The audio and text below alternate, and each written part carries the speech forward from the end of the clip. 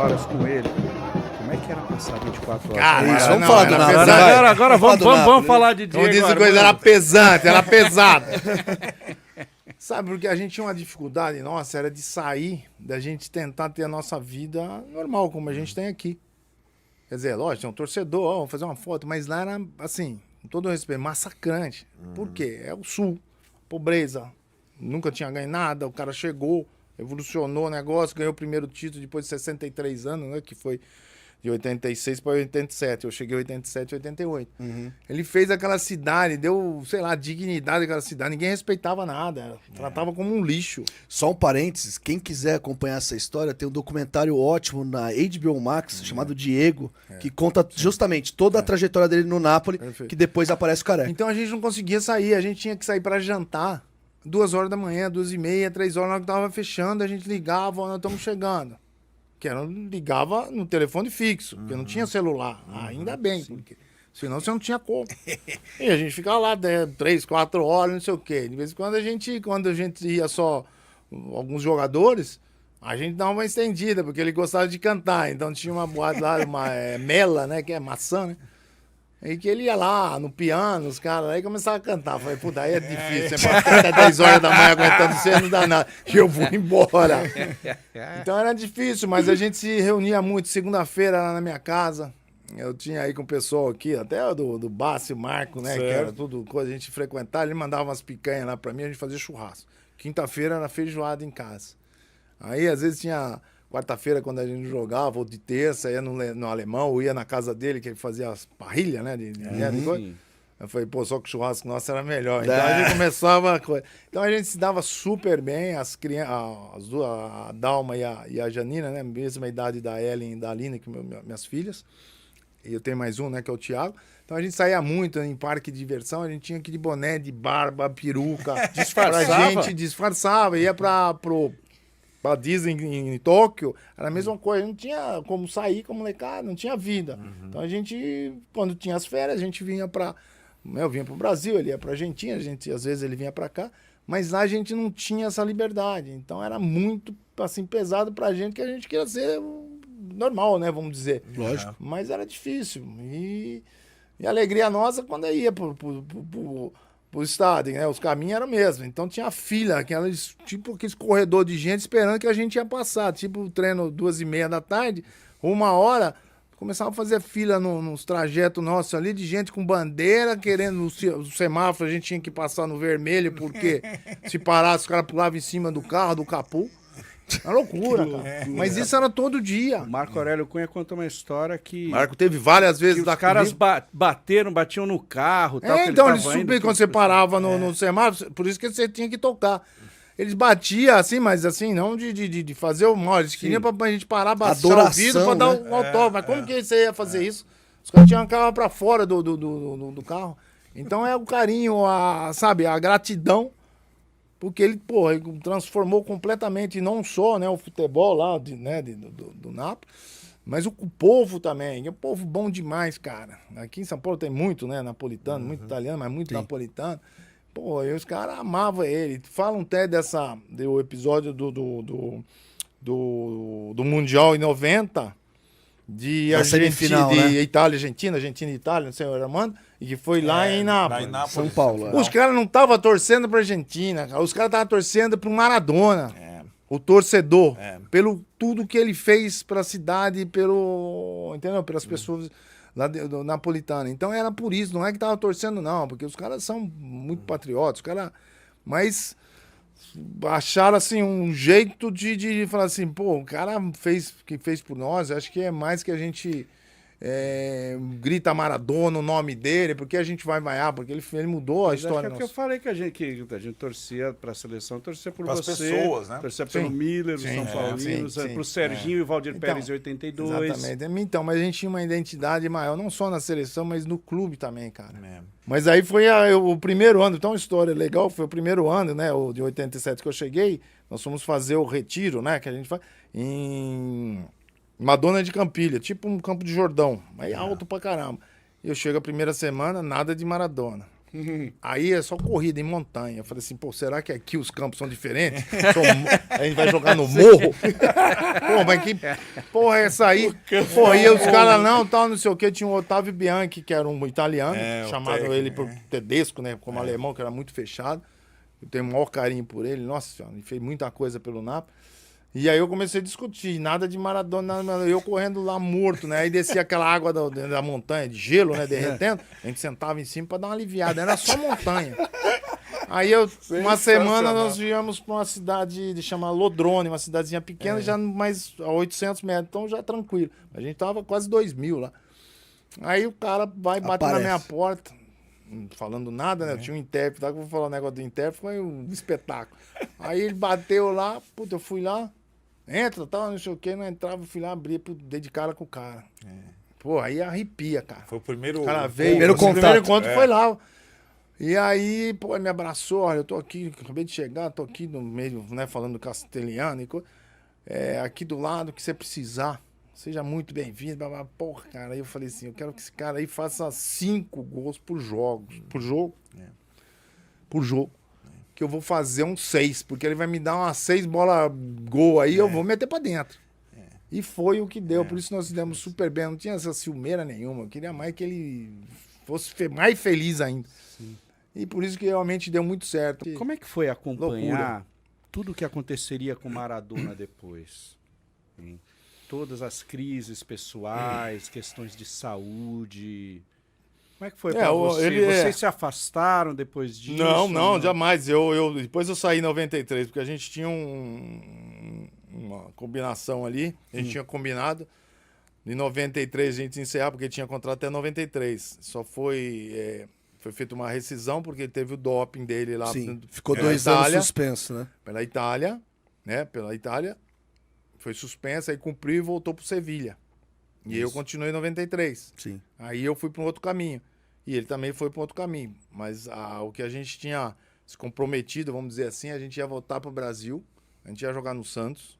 Que eu sou, né, pelezista, aquelas coisas. Meu pai jogou com o pai do Pelé. Olha o combinado. Um negócio louco. O Maradona via com você pro vinha Santos. A gente jogar pro Santos. E depois eu ia no Boca Juniors também jogar com ele. Uau. Que ele fazia tipo 6 meses, 4 meses. Essa era a programação nossa. Aí aconteceu, mudou tudo. Eu fui pro Japão.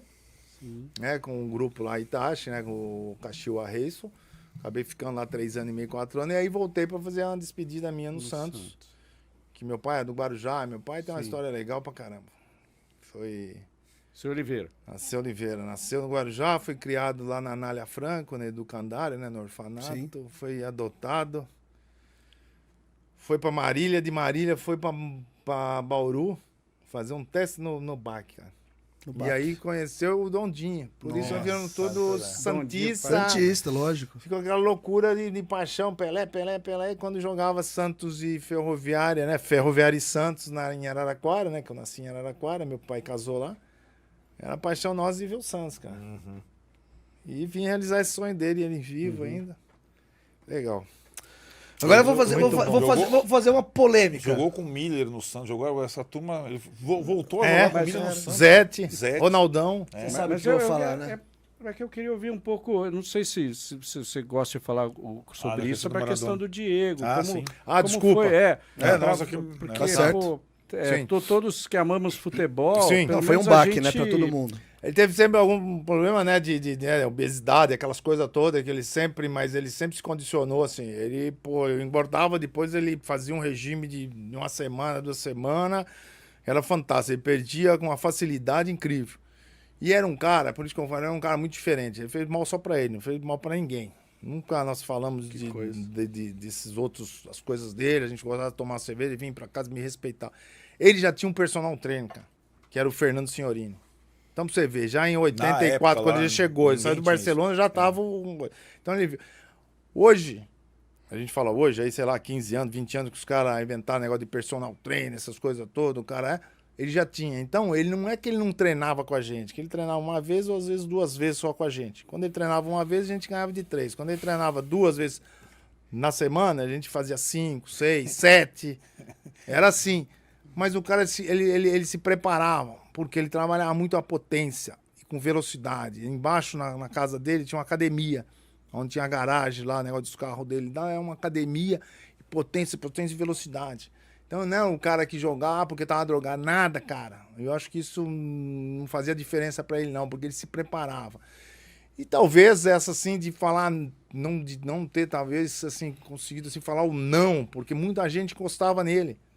Mas é um cara totalmente do bem. Eu tive problema com alguns jornalistas após até a passagem dele, de falar muito mal dele, que ele batia na mulher dele, na Cláudia. Não existe isso, cara.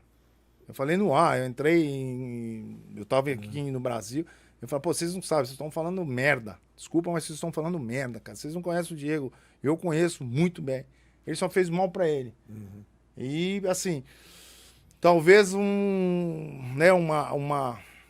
aquela situação de você invadir um pouco o cara, assim, não é que ele estivesse me pedindo ajuda, como ele várias vezes ele teve comigo aqui no Brasil. Mas nunca... Muito feliz, mas vivemos aqui, se divertimos aqui em Campinas, no interior, um amigo sempre tomando uma cerveja, zerado de coisa. E esse problema que ele teve, teve problema também, negócio de coração, de coisa. O pai dele também acho que tinha problema de coração, que faleceu também. Mas a gente estava sempre em contato, cara. Quando ele teve o problema dele, eu estava no Japão, mandei uma mensagem. Uma mensagem pelo correio lá, era Telegrama. Exatamente. Isso. Telegrama. Nem sei se eu não tenho guardado isso aí. Falei, cara, você não sabe que os caras... Você não pode terminar dessa forma, bababá. Tem essa geração molecadinha, te adora, você não sabe. Você tirando chegou vida. Pô, nós chegamos a falar assim, mas eu não tinha essa liberdade dessa... Eu tive com ele uma das recuperações dele, que ele tava com do 100 metros raso lá, o canadense. Não, Ben Johnson. Ben Johnson. Tem uma Lembrando foto com disso. eles que ele tava lá. Eles para se preparar. Johnson. Ben Johnson e mais um assistente dele lá. Cara, eu fiquei lá acho que uma semana, 10 dias. E ele mas não tava aguentando mais, que era muito treino, aquela pressão psicológica. Pô, ele chegou no negócio e falou assim: chega, não aguento mais não. Paga que tem que pagar o cara aí, que manda embora, que eu vou ficar com o Antônio aqui, que nós vamos tomar uma cerveja. Ele comendo aqueles frangos só bolido, né? Sim. Só fervido, né? Só na água quente, branco, parecendo deu coisa de hospital. E ele seco, falando, não aguento mais não, chega. E eu sempre perto dele, mas assim, cara, é um cara, né, de personalidade forte, um cara de, pô, é difícil. Mas acho que talvez um mão assim, cara, de não conseguir falar não. Para essas pessoas, talvez, e muita gente, infelizmente, aproveitando a situação dele, tá andando do lado dele e ajuda praticamente zero, vamos dizer assim. Mas uma leoa, a mulher dele, cara, Cláudia, entendeu? Ajudou muito ele. Ele teve depois a separação, né? Sim. Acho que isso aí também ajudou ele, enfim, a ir para Se perder um pouco, né? se perder um pouco, talvez. A Janina Dalma era ainda pequena, tal, mas a Cláudia foi um pezão de boi, assim, que ajudou muito ele. Tava sempre juntos, muito família. Os amigos que dizem que são amigos, né? Eu acho que acabou, assim, levando ele muito rápido, né, pro... Podia estar com a gente aí com 60 anos. Qual que foi a exatamente. última vez que você falou com ele ou teve com ele, cara? Ele fez uma cirurgia dele, né, que ele teve que, né, fazer No cérebro, né? no cérebro, né? Uma punção, ou Isso. teve que abrir, fazer uma punção. Falei, inclusive, com a Cláudia, que não estava mais com ele, mas que estava perto sabendo. dele nesses momentos, muito perto dele. E a expectativa era de fazer só uma punção, mas teve, né, assim, que abrir. Mas acho que 2 meses, acho. Mais ou menos, porque ele teve em Dubai também, né? Ele teve uma fase lá em Dubai, tinha alguns amigos, tinha 2, 3 amigos, para você falar com ele, tinha que passar pelos 3 amigos argentinos. Não, vou ver o Diego, vou ver não sei o quê, vou ver. Pô, mas sou eu, cara. Então ele não ficava, às vezes, direto com o celular. Eu quero falar com ele. Então, às vezes, o pessoal também dificultava, mas que sabia que a gente queria passar coisa boa, né? Lógico. E às vezes, enfim, mas fui a despedida dele lá em Buenos Aires, né, na Bomboneira, pô, fantástico, né? Foi muito legal também. O Pelé teve também lá, né? Não jogou, mas foi legal demais, né? Que tinha lá uma faixa, né, na Geralzona lá, né? Que Pelé é rei e Maradona é Deus. Cara, eu vou falar para você, os caras que amam esse cara, para sair em Buenos Aires, eu achei que era só em Nápoles que a gente não conseguia sair. A gente não, ele. Lá, ele tinha uma Scania. Ele tinha um cavalo, a Scania. Caminhão. Só a Scania, sem a carreta. Todo adesivado de preto. Ele saía na rua pra sair, pra ninguém subir em cima do carro, ele subia com a Scania. Aí ele ia dirigindo a Scania. Pô, eu vou falar pra você. É loucura, cara. E eu achei que era só em Nápoles que a gente, né? Pô, dele, principalmente. Eu tentava sair normal e tal.